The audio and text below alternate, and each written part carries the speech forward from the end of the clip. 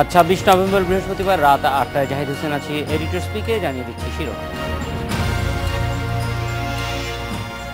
রাজনৈতিক কার্যালয়ের নামে ফুটপাত ও সড়ক দখল, সব জেনেও উপেক্ষা করছে সিটি কর্পোরেশন।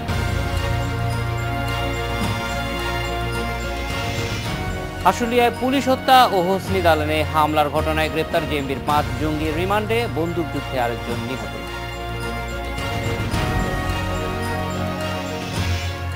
আমনের বাম্পার ফলনে কৃষকরা খুশি হলেও ন্যায্য দাম নিয়ে শঙ্কা, সরকারিভাবে সরকারি কৃষকের কাছ থেকে ধান কেনা।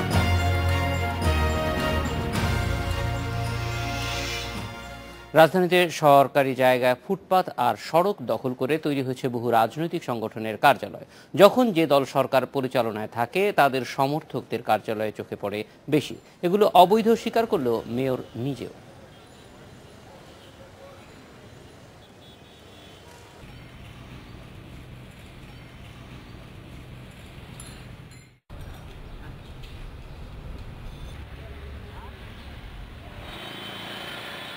বিএফডিসির দেয়াল ঘেঁষে আওয়ামী লীগের অঙ্গ সংগঠনের এই কার্যালয়টি রেলের জায়গা দখল করে বানানো।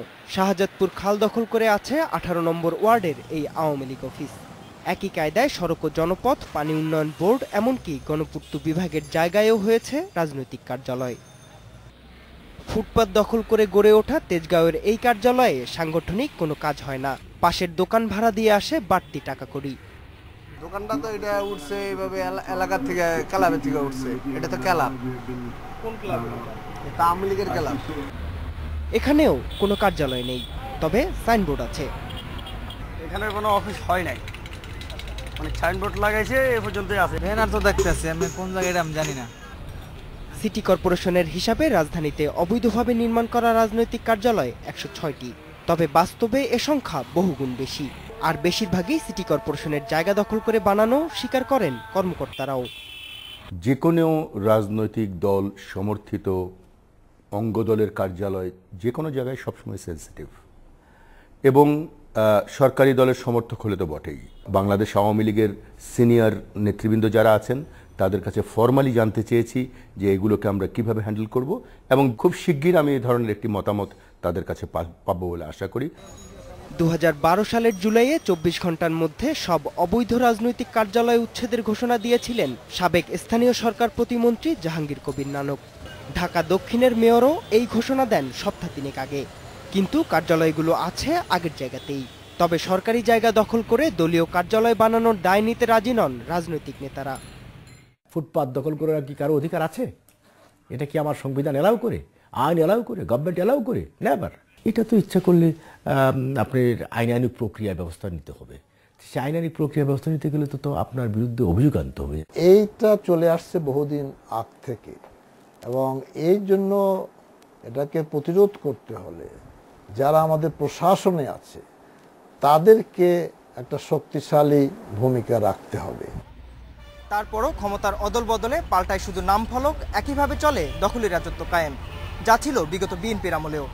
তবে শহরের সৌন্দর্য রক্ষা ও নিজ নিজ দলের ভাবমূর্তি রক্ষায় এই ধরনের কার্যক্রম এখনই বন্ধ হওয়া উচিত বলে মনে করেন দলগুলোর দায়িত্বশীলরা। শুভবর্ণ, ইন্ডিপেন্ডেন্ট নিউজ, ঢাকা। এ বিষয়ে কথা বলার জন্য আমাদের সঙ্গে আছে ঢাকা উত্তর সিটি কর্পোরেশনের মেয়র আনিসুল হক এবং চট্টগ্রাম থেকে নগর পরিকল্পনাবিদ প্রকৌশলী আলী আশরাফ আমাদের সঙ্গে যোগ দেবেন। জনাব আনিসুল হক, আপনাকে স্বাগত। আমরা প্রথমেই জানতে চাই যে ফুটপাতের যেই কার্যক্রমগুলি আমরা দেখলাম যে বিভিন্ন রাজনৈতিক দলের অফিস কার্যালয়ে নেওয়া হয়েছে, এবং এই বিষয়টি আপনারা কিভাবে, এটি অবশ্যই স্পর্শকাতর, আপনি যেটি বলছেন সেটির সঙ্গে আমিও পুরোপুরি একমত। বিষয়টি থেকে কিভাবে একই সঙ্গে নগরবাসীর সেবা যাতে সুষ্ঠুভাবে পায় সেজন্য এটি প্রয়োজন আছে যে এই ফুটপাতগুলি দখলমুক্ত করা। এই প্রক্রিয়াটি আপনি কিভাবে আগাচ্ছেন, কোন প্রক্রিয়ায় এগিয়ে যাচ্ছে? Zahid, thank you. আপনি আমাকে যেখানে আজকে ক্যামেরা পাঠিয়েছেন সেখানে আমি আমার সিটি কর্পোরেশনের প্রায় ১৫০ উন্নয়ন সহযোগীর সঙ্গে এখানে আমাদের মত বিনিময় করছি, এবং সবাই আমার সামনে বসে আছেন। তার মধ্যে আপনার এই চাওয়া, আপনি পুরোপুরিভাবে কি দেখিয়েছেন আমি দেখিনি, সুতরাং বলতে পারবো না। আমার ধারণা আপনি জানতে চেয়েছেন যে ফুটপাতগুলোকে আমরা কি করছি বা সমস্ত ফুটপাত দখল হয়ে আছে। অথবা আপনি কি ওখানে কিছু ইয়েও দেখিয়েছেন যে অফিস টফিস বিভিন্ন অঙ্গ সংগঠনের এগুলোও দেখিয়েছেন?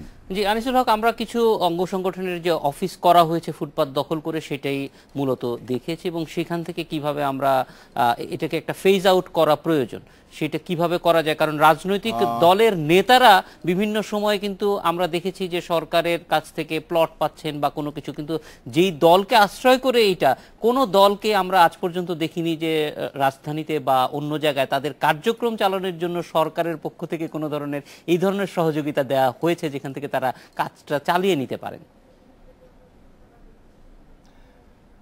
আপনার প্রতিবেদন যেহেতু আমি দেখিনি, আমি স্পষ্ট করে বলতে পারবো না যে কোন কথাটি কিভাবে উত্তর দেওয়া দরকার।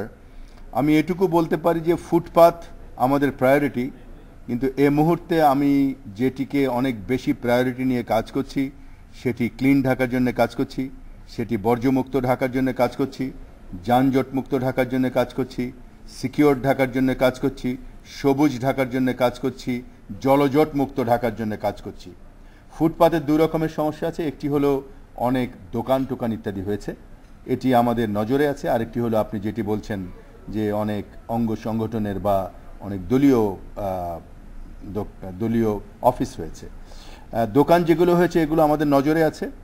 আমরা আমাদের কাউন্সিলরদের নিয়ে মিটিং করেছি এবং আমরা তার 1 মাস সময় দিয়েছি যে এই 1 মাসের মধ্যে আপনারা বলবেন যে এই ফুটপাতগুলোকে আমি তুলে দিতে পারি কালকেই।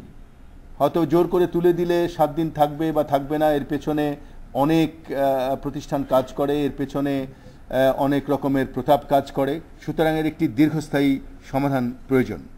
সেজন্যে আমরা ভেবেছি, কাজ করছি যে এগুলোকে আমরা রিহেবিলিটেট কীভাবে করতে পারি। আমাদের কাউন্সিলর মহোদয়দেরকে অনুরোধ করেছি যে আপনারা কোথাও সান্ধ্য বাজার করতে পারেন কিনা, কোথাও উইকেন্ড বাজার করতে পারেন কিনা, কোথাও আপনারা স্কুল কলেজ যে গ্রাউন্ডগুলো আছে সেখানে temporarily weekly basis, daily basis, time basis কোনো কিছু করতে পারি কিনা। সুতরাং এই সমস্যাটি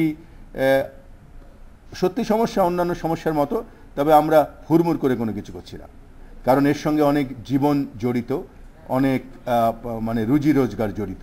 সুতরাং এর একটি ভালো সমাধান চাই আমরা।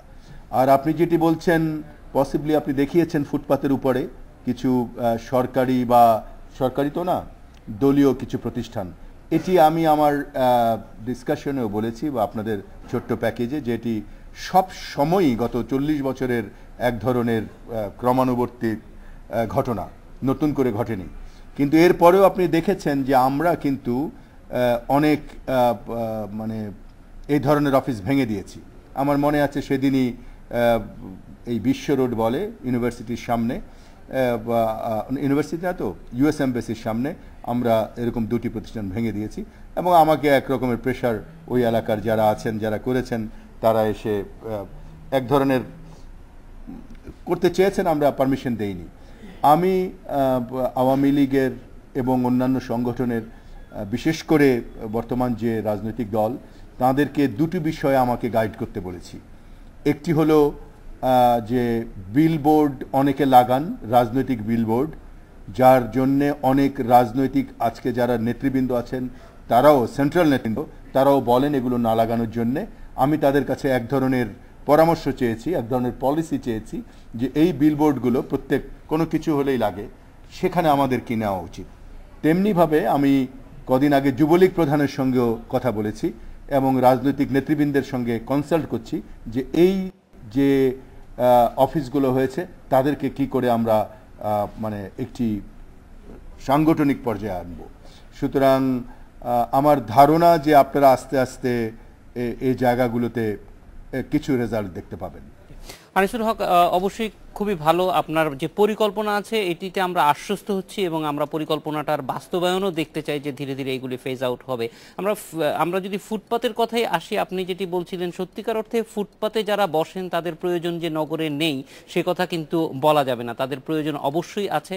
ফলে ফুটপাতের এইটি কিভাবে আসলে বিভিন্ন দেশের অভিজ্ঞতা থেকেও নিশ্চয়ই আপনারা দেখবেন যে কিভাবে তারা এগুলিকে কাজে লাগিয়েছে, কারণ ফুটপাতে যারা ব্যবসা করতে বসছে আসছেন তারা কিন্তু নগরেরই একটি অংশ এবং একটা অংশকে তারা সার্ভিস দিয়ে যাচ্ছেন, যেমন সমস্যা তৈরি করছেন। ফলে এইখানে কিভাবে নগরবাসীর মতামতকে আপনি সম্পৃক্ত করবেন যাতে বিষয়টার একটা সুষ্ঠু সমাধান করা যায়, কারণ একই সঙ্গে এটা সমস্যা আর অন্যদিকে একই সঙ্গে আপনি এটা আসলে পৃথিবীর কোনো কোনো কোনো নগরই আসলে এটাকে একেবারে বাদ দিতে পারেনি।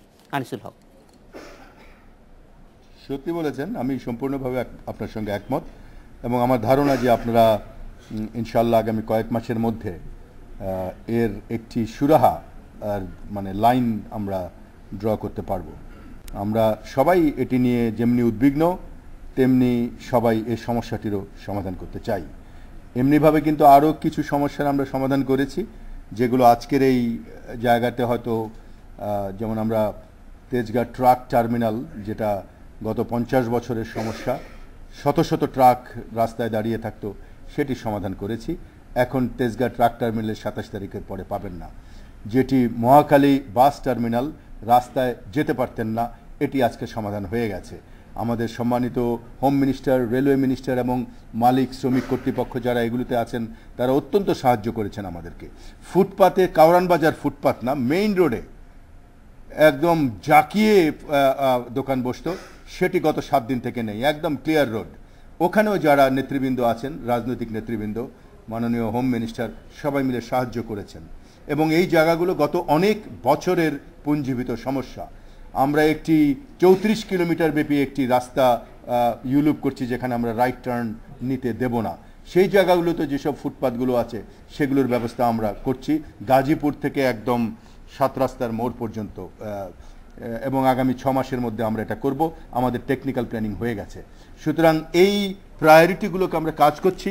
ফুটপাথের সঙ্গে অনেক জীবন জড়িত, রাজনৈতিক দলের সঙ্গে রাজনৈতিক কর্মকাণ্ড জড়িত, এবং এগুলো আমি আগে যেমনি বলেছি যে এগুলোকে আমাদের ঠান্ডা মাথায় করা উচিত, আলোচনার মাধ্যমে করা উচিত। আলোচনার মাধ্যমে করেছি বলেই আজকে ট্রাক স্ট্যান্ড আমাদেরকে সরাতে, রাস্তা থেকে সরাতে পেরেছি। মহাখালীর বাস স্ট্যান্ড আমরা রাস্তার মধ্যে থেকে সরাতে পেরেছি। কাউরান বাজারের অত একটি মানে দুর্গম সমস্যাকে আমরা সমাধান করতে পেরেছি। সুতরাং আমাদের আলোচনা করার সেই সময় দেন আপনারা। আমরা মনে করি যে আলোচনার মাধ্যমে সবাই সঙ্গে আমরা একটি সহাবস্থান তৈরি করতে পারবো। আপনাদের ধন্যবাদ। আনিসুল হক, আপনাকেও ধন্যবাদ। কারণ বাজার ট্রাক স্ট্যান্ডের জন্য অবশ্যই বলতে হয় যে এখানে যে এত বড় রাস্তা ছিল সেটি আমাদের অনেক চোখে পড়েনি, যেহেতু ট্রাকের দখলে থাকতো। এখানে কিন্তু বিরাট রাস্তা, অবশ্যই সেই জন্য অভিনন্দন আপনাকে। এয়ারবাস 347 ল্যান্ড করাতে পারবেন ওখান দিয়ে। এখন এক সময় একটা রিক্সা নিয়ে একজন মানে গর্ভবতী মা প্রায় মৃত্যুবরণ করতে চেয়েছিল। আমি আমার কৃতজ্ঞতা প্রকাশ করছি ওই এলাকার সমস্ত নেতৃবৃন্দের কাছে, পলিটিক্যাল নেতৃবৃন্দের কাছে, আমাদের যারা ট্রাক ড্রাইভার আছেন, শ্রমিক আছেন, তাদের কাছে, যে তাদের সহযোগিতায় এটা করা সম্ভব হয়েছে। তেমনি বাস মালিকদের সহযোগিতায় মহাখালী সম্ভব হয়েছে। বাস মালিকরা এগ্রি করেছেন 3000 বাস যদি আমরা এনে দিতে পারি ঢাকা শহরে মাত্র 5 জনের মালিকানায়, তারা মানে সবাই মালিক থাকবেন, 5টি কোম্পানি থাকবেন, সেইভাবে এটিকে আমরা সুরাহা করব। সুতরাং ভরসা করুন আমাদের উপরে, আমরা কাজ করছি। চলে যাব চট্টগ্রামে, সেখানে আমাদের সঙ্গে আছে প্রকৌশলী আলী আশরাফ। প্রকৌশলী আলী আশরাফ, আমরা জানি যে নগরের সমস্যাগুলি প্রায় একই রকম, ঢাকা এবং চট্টগ্রামের সমস্যার মৌলিকভাবে খুব বেশি পার্থক্য না।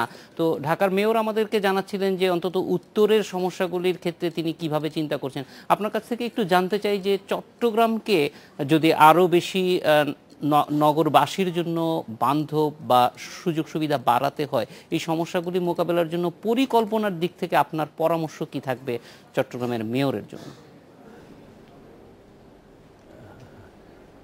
আপনাকে ধন্যবাদ জনাব। পরিকল্পনার দিক থেকে আপনার পরামর্শ কি থাকবে চট্টগ্রামের মেয়রের জন্য?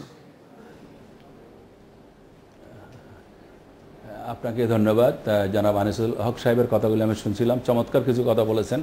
বিশেষ করে ওই যে বাসের কথাটা, 4টা বা 5টা কোম্পানি হবে, চট্টগ্রামেও এরকম চিন্তা করা যেতে পারে। আমরা অনেক সময় বলি যে বাস র্যাপিড ট্রানজিট সিস্টেম, যদি শুধু বাস অনলি লেন আমরা করতে পারি, যেটা ব্রাজিলের কিউরিটিবাই করেছে, বগোটাতে করেছে, কলম্বিয়াতে, তাহলে আমাদের সমস্যাটা শুরু হবে, বিশেষ করে যানজটের সমস্যাটা। কারণ আমাদের এখানে গাড়ি এত বেশি বা চলতেছে, যে পরিমাণ মানুষ গাড়িতে ক্যারি করে, বাসে তার চেয়ে বেশি মানুষ ক্যারি করতে পারে। এবং বাসে যদি তাড়াতাড়ি যাওয়া যায়, বাসগুলি যদি আরামদায়ক হয়, তাহলে মানুষ গাড়ি ছেড়ে বাসে চলাচল করবে এবং আমাদের সেটাকে এনকারেজ করতে হবে। আরেকটা বিষয় আপনার কথার মধ্যে এবং আনিসুল হক সাহেবের কথার মধ্যে উঠে এসেছে যে রাজনৈতিক দলগুলো এবং নেতৃবৃন্দের সাহায্য উনি চেয়েছেন। চট্টগ্রামেও সেটা লাগবে যে নেতারাই আমাদের যে ফুটপাতগুলি দখল করে দোকানপাট হয় এর মধ্যে কেউ না কেউ পলিটিক্যাল আশ্রয় সেটা করে থাকে। আরেকটা আছে আমাদের যারা দোকানদার বা যারা ব্যবসায়ী তাদেরও একটা দোষ আছে, যেটাকে আমি বলবো যে আমাদের অভ্যাসগত সমস্যা, যে ফুটপাতের পাশে দোকান আছে, দোকানটাকে টেনে এনে ওরা ফুটপাত পর্যন্ত পুরো ফুটপাতটাই দখল করে ফেলে। তারপরে আর যেখানে যেমন চট্টগ্রাম স্টেশন রোডে আপনি দেখবেন সেখানে মেইন বিল্ডিংয়ের সামনে রাস্তার উপরে দোকানপাট ওই যে হকার মার্কেটের মধ্যে গড়ে উঠেছে এবং এগুলি প্রতিদিন ধরে আছে, এগুলি কারো না কারো ছত্রছায়ায় আছে। এগুলি আমার শহরের জন্য আইসোর, এগুলিকে অবশ্যই সরিয়ে দিতে হবে। তবে সেই ক্ষেত্রে অপ্রিয় কাজটা করতে গেলে অনেক ধন্যবাদ আমাদের সঙ্গে যোগ দেওয়ার জন্য। এডিটর স্পিকে এবার একটা বিরতি, ফিরছি একটু পর।